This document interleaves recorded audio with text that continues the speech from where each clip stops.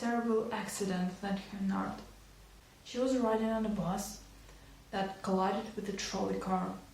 Frida was impaled through her back by the iron handrail and out of her pelvis.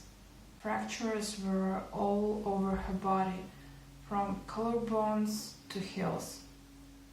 At her 18 years old, she was bedridden, and at that time she began to draw her noted self-portraits. If it were not for that accident, Frida could become a physician, because shortly before, she entered one of the best medical schools. Frida was one of the first 35 girls admitted to the school, where there were 2,000 students in all. These long days and months alone with herself and her thoughts and mirrors around triggered became the start of her art. At the age of 32, her canvas was brought by the Louvre, and later the Vogue magazine put her onto the cover. The year before her death, she exhibited in her first and only show in Mexico, and the main exhibit there was she herself, lying on a hospital bed. By this time, she came through more than 30 surgeries, a lot of diseases, leg amputation, and doctors had forbidden to get out of bed.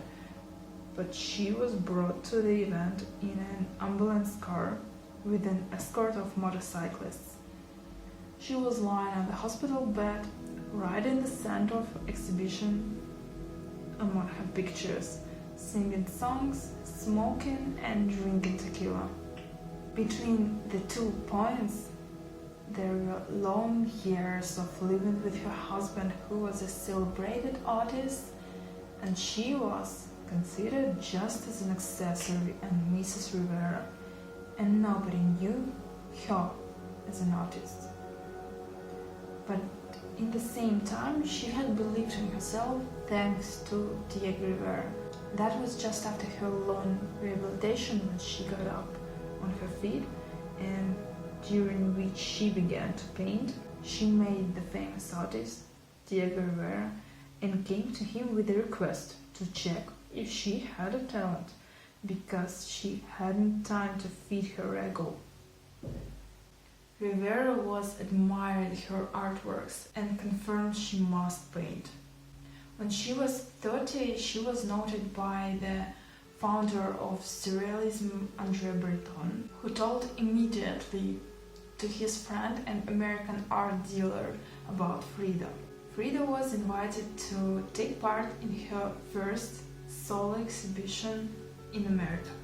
She made a splash when she came to New York.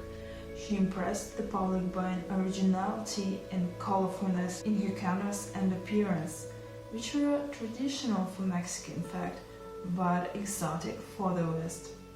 After that, she exhibited in Europe and America a few times, and in her 39 years old, she received the National Prize of Arts and Science, which was conferred upon her by the Ministry of Public Education for the Moses. She was the main subject of her paintings because, as she told, she was so often alone, and she was the one she knew best. And also she told she didn't paint her dreams, but reality. All her canvases are the autobiography that clearly expressed without any abstract metaphors and covers. Miscarriages, bloody wounded bodies exhausted from betrayals and diseases. In fact, she was the first who raised the subject of a child loss.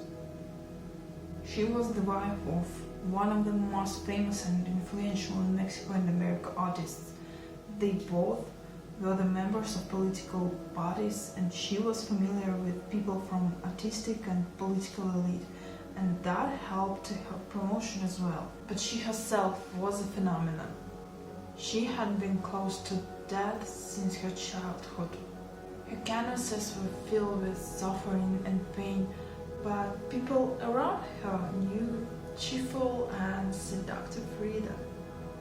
She broke stereotypes about women who had to be quiet and submissive companion of man, and she showed the pain of a woman fairly in her paintings.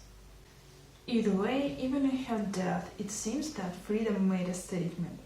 According to many witness accounts of her cremation, at the moment when Frida entered the furnace, the intense heat made her sit up, and her blazing hair stood out from her face in an aureole where the flames ignited her hair. Her face appeared as if smiling in the scent of a large sunflower. There were about 500 people at her funeral, and even the President of Mexico came to say goodbye to Frida.